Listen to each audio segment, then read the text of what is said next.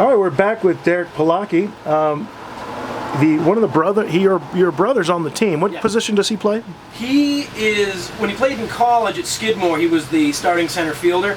Now, usually when he comes in, he'll play left field for the team when he gets starts and put in for pinch hitting and whatnot. He's predominantly a left fielder here. Okay.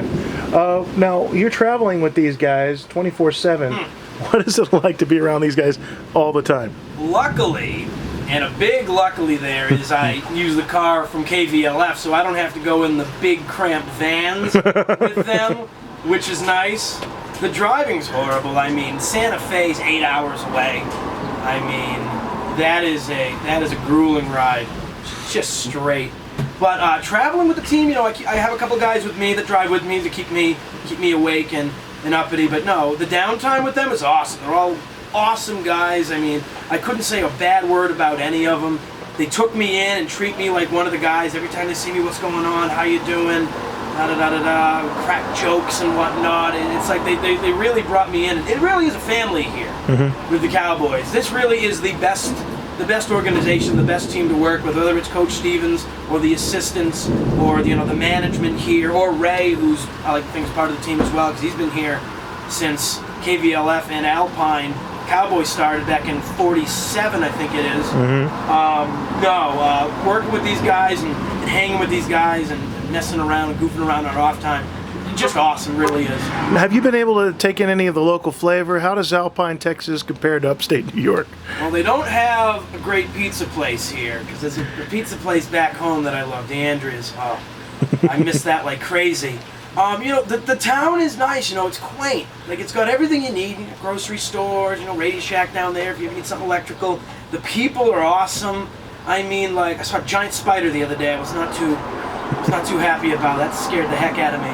But no, like, I haven't been to any of the shops or any of the specific restaurants just yet.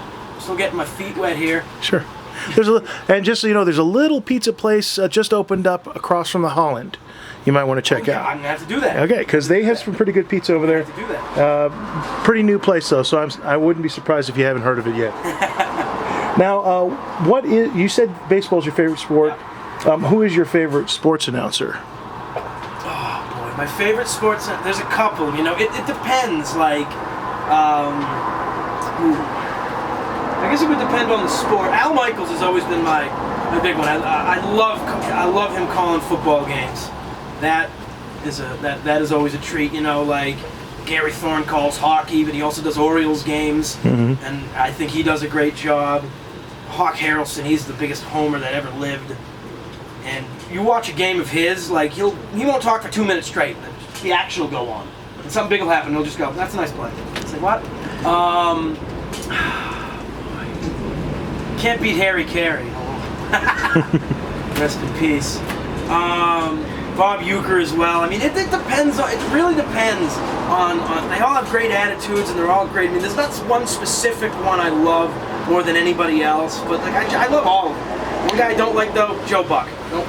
You don't like Joe Buck? Nope. The new Joe Buck or the old Joe Buck? Well, the old you can't hate the old Joe Buck. The new Joe Buck though, it's just.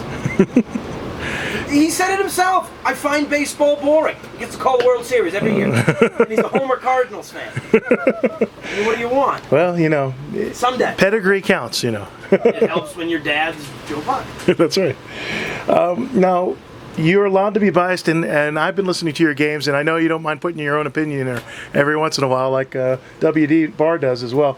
So tell me, who do you think is going to win the Pecos League this year? I mean, coming out of the Alpine Series when we were on the road and they took 3 out of 4, not the Alpine Series, excuse me, the Roswell Series, when we were on the road and they took 3 out of 4, you might have had to tip your cap to them because I think we were tied coming out of that one, or 1 game ahead.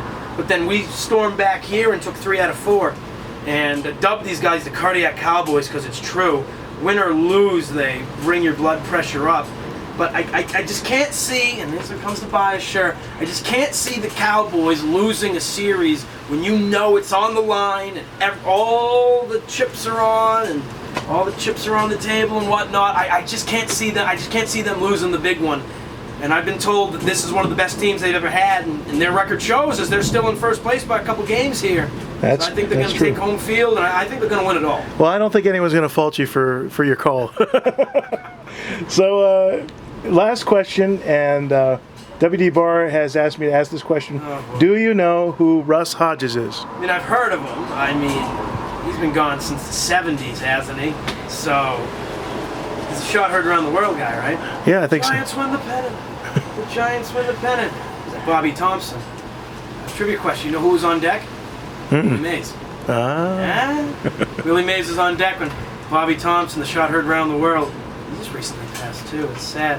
No, yeah, that's who Russ Hodges is. He was a big baseball guy, and WD there messaged me during the game one time and said, "You remind me more of Russ Hodges." I'm like, okay, I'll take it. Well, thanks, Derek Pollacchi. We enjoy having you here as our announcer, and after the season, we hope the best for you and in the big world of broadcasting. Thank you. Hope so, too. All right, thanks.